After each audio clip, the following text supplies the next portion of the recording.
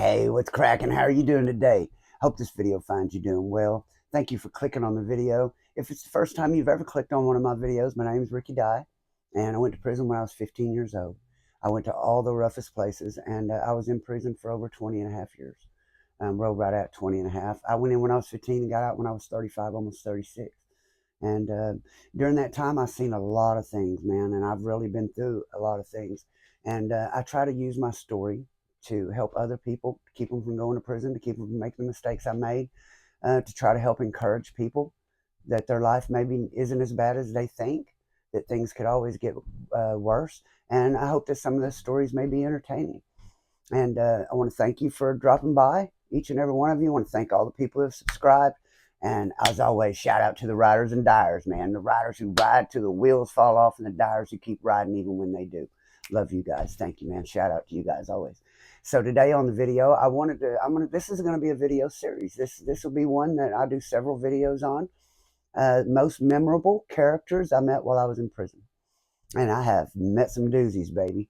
But I have a subscriber. He's asked me several times about a guy named Korean Tony, and wants to know about Korean Tony.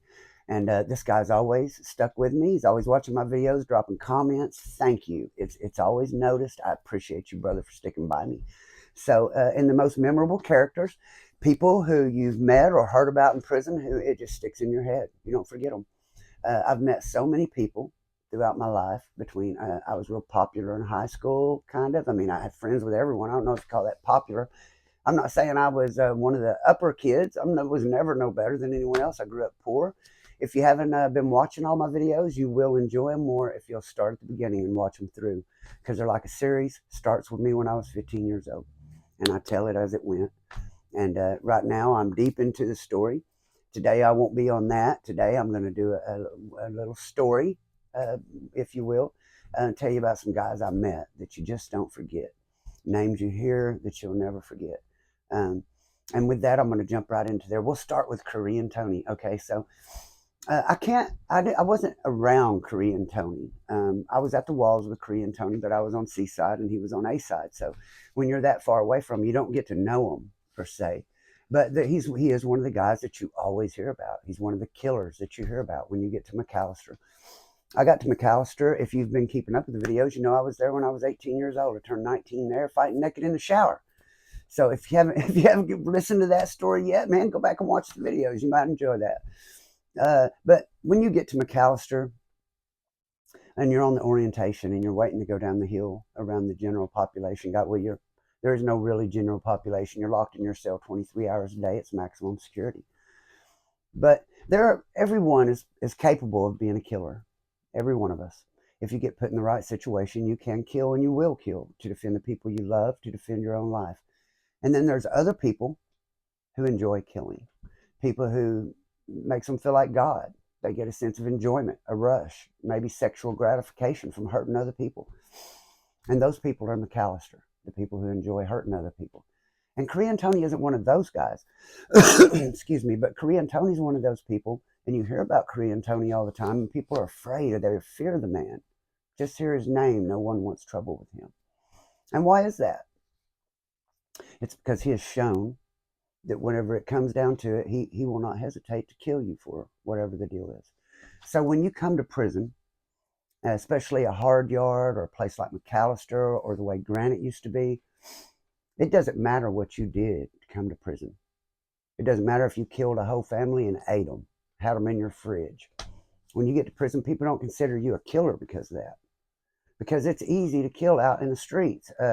It's easy to kill with a gun or some other way like that. But once you're in prison, it all comes down to these, man, from the shoulders. You got to be willing to take a homemade knife and shove it into someone over and over until they die. Or choke them until they die. Or beat them until they are dead. And that is when people consider you a killer, when you do that.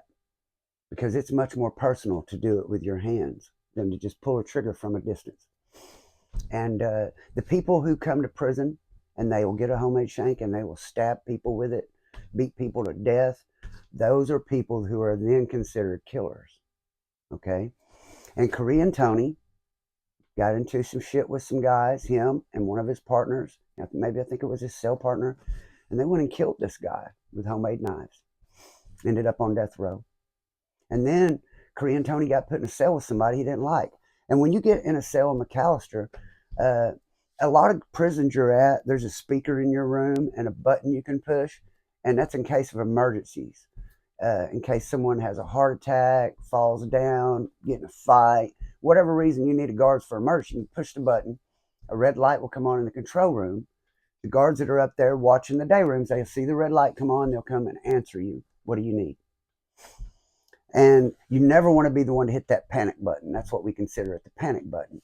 But when you get into it on a normal yard, you're out a little bit around other people, someone sees it, and the guards end up on it quick. But in McAlester, they only come around to themselves every 4 to 6 hours. Come around there, look in, walk on. They don't really care what's going on in that cell. The only way they're going to really stop at your cell is they see you doing drugs, or if one of you is in there all fucked up. And usually the way a fight ends, because there's no guards coming, nobody's going to come down there and save you when that fight starts. You're in a concrete cell and no one knows the fight's happening except for you two. And so the fight usually ends when one of you are laid out over by the door, and then the guards come by and say, he needs to move. And sometimes people get killed in there, and that's what happened to Korean Tony. He either killed his cell partner or damn near did, beat him in the head with a boombox. So once you get on level 3 or 4, you get on 3, you'll get a choice between having a radio or a TV in your cell. When you get to level 4, you can have both. But they had a boombox in there. It's like the ones you used to carry around your shoulder when you're in high school back in the day when I was a kid in the 80s. Seeing people carry them around on their shoulders, one of those. Big old speaker on it. And he beat his cell partner head with that shit until he damn near killed him. Or he might have killed him. I don't remember, but I know for sure they killed another guy. And so people, when they talk to Korean Tony, he's a nice guy. Doesn't act like anyone else really, except for the fact that you see this crazy in his eyes. And you know that you piss this guy off, he's going to kill you. And whenever I got there, there's a list of these guys you hear of. Alan Fulbright, Danny Parker, Head Austin, Jack Roth, David Flippo. And you know, you run into those guys. You've heard their names. You know when you go down there, these guys have already got knives, homemade knives, and they've killed people with them. And they've got other stories about how they even got here in the first place. But usually you don't get credit for what got you to prison. Unless it was very vile and maybe you did do it with your hands. Then you get credit for it. You don't get credit for what you've done with a gun when you get to prison. It doesn't count. Don't matter what you did with a gun. That doesn't count. Don't make you a killer. What you do hand to hand in the prison makes you a killer. Okay. And then I'm going to go through some other characters. Okay, well, a few of these people I've talked to you about, one of them even did a video about, but they have to hit this list because they're definitely memorable. Ellie Mae. Ellie Mae. Big mullet, blonde mullet, 6'2", 3, 240, big farm fed, big belly. Got him a goatee, half his ears gone, and he will give you a blowjob or knock you out and do it if he wants to. And he likes young guys. So if you go in there in your early 20s or your late teens and you run into Ellie Mae and he likes you, you're in trouble, baby. So never forgot about Ellie Mae. Rex Brumley, the old man that he killed the judge who sentenced him. He tried to kill the sheriff. I think one of them lived through it. The DA. So he killed the judge, the DA, and the sheriff. Out of those 3, 2 died. One of them barely survived. So and then he got in prison. He's an old man in his 60s. This young guy talking shit about, called him a rat. Said he's a rat because he's talking to a guard. And Rex got gas from the guy who worked on the yard and threw it in there on him and set him on fire. I'll never forget about Rex Brumley. Had a partner named Shithead. Had Shithead tattooed across his stomach. And he'll tell you, I'm the great and almighty Shithead. Who do you want to be? I'll never forget that. Shithead, what got him, when I met him, we were in McAlester, and he was doing a 4-year sentence, and he had been locked up 3.5 years in either McAlester. He should be in a work center somewhere, or at most a minimum. But he fight so many times, stabbed people, that he's in McAlester, maximum security, 3.5 years on a 4-year sentence. He was down in lockup, and he had about 6 months to go. And there was a guy that had called him a punk at the beginning of his sentence when he first came in. And it's been 3.5 years, and he's about to go home, and he's on what's called AS, administrative segregation, because he stabbed someone. And there's like 8 cells, and you only go outside 2 people at a time, and each of these cells only got 1 person in there. So if you're down here, you've done stabbed somebody, you got battered on staff, you've done something serious to be in these 8 cells, locked down by yourself. And he's going to have to discharge and go home from here because he's got stabbing people and stuff. So this guy comes down here in trouble, battery on staff, that has called him a punk at the beginning of his sentence. They never even physically ran into each other. They were just in cells getting shipped, and this guy hollered at him and called him a punk. Never met him, never seen him, wasn't around him. They just got in a little argument, and he hollered through the vent and called him a punk. So here it is. Shed's only got a few months to go home, and they're in lockup, and this guy gets brought down here.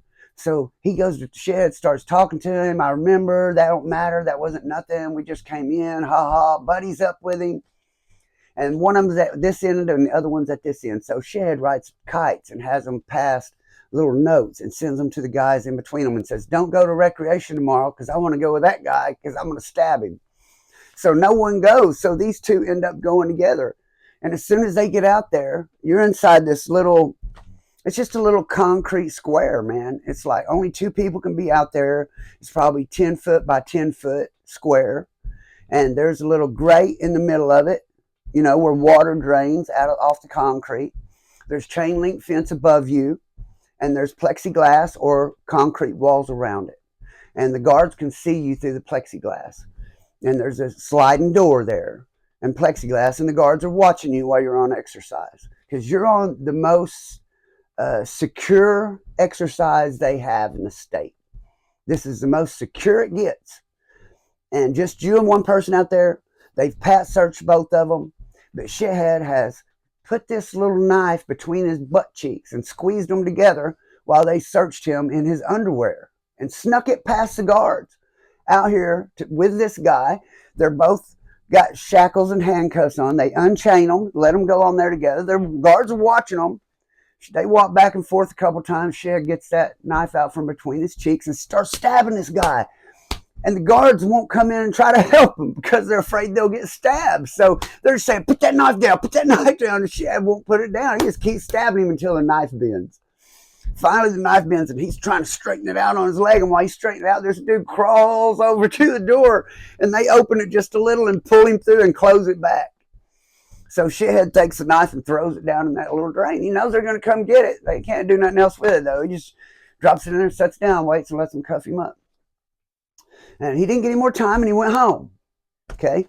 So he gets out. He's only out a week or 2, and he goes to bar, and he hooks up with this older chick. Now, at the time, Shed's only like 28 or 29 years old. And this girl's in her 40s, okay? But Shed's been locked up since he was like 15, 16 years old and juvenile, and he goes to prison, and he ends up in McAllister for stabbing people. Now he's out. He's 28, 29 years old. He's been locked up a few years, some times past. But he's with a lady in her late 40s. She has a kid, a daughter that's like 22, 23. She's only 5, 6 years younger than Shithead, but he's with her mom.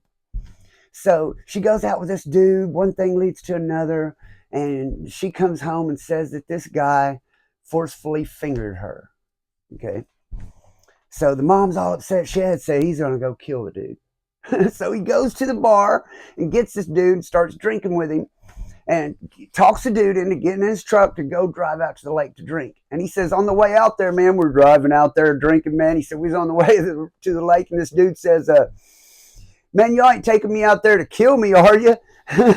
Shed's like, no, and laughed about it. That's exactly what they were doing. So Shithead and his brother-in-law, his old lady's brother. So they get out there to the lake, and they're going to kill him. They get out there to the lake, and Shithead shoots him right in the forehead with a .22.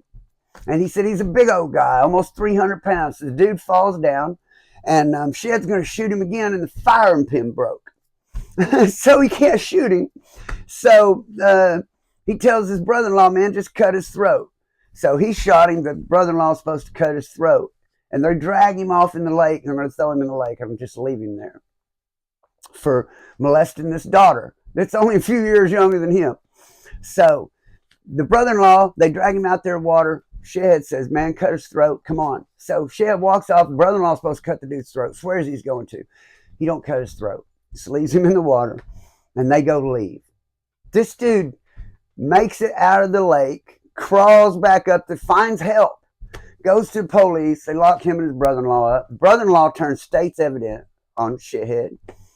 Said Shithead was trying to make him cut the guy's throat, but he didn't. So one thing led to another. So Shithead ends up in prison for 60 years. So he'll tell you, I'm the great and almighty Shithead. Who do you want to be? So I'll never forget Shithead. Lloyd Kennedy. Lloyd Kennedy and his brother.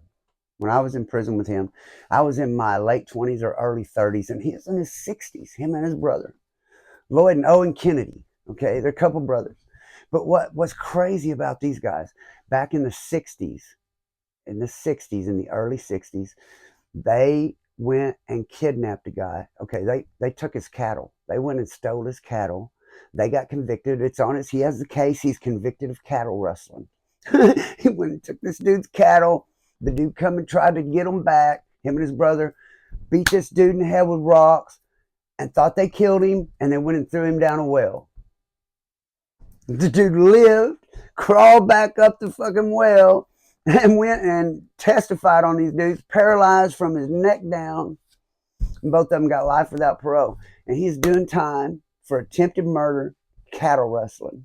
And you'll be playing dominoes with this dude, and he'll say, kiss my homesick ass, I'll never smile again. Kiss my homesick ass, I'll never smile again. And he was quite a character, but the cattle rustling, man, and the victim crawls up out of the well. Oh my God, and is paralyzed and on the stand, tells on him. Worst thing that can happen is you try to kill someone and they don't die, but you paralyze them from the neck down, and then they get on a stand on you. You're going to be in prison the rest of your life for that, for sure. It might be worse than killing them. Buckethead had to make the list. If you ever watch a video about Buckethead, Buckethead's old lady was cheating on him. He went and got the guy who's cheated on him. He cut his head off, took it with him to the bar in a bucket, walked up to the bar and set the bucket on there and said, I need a drink for me and one for my friend. And sat there and wait on the police to come get him.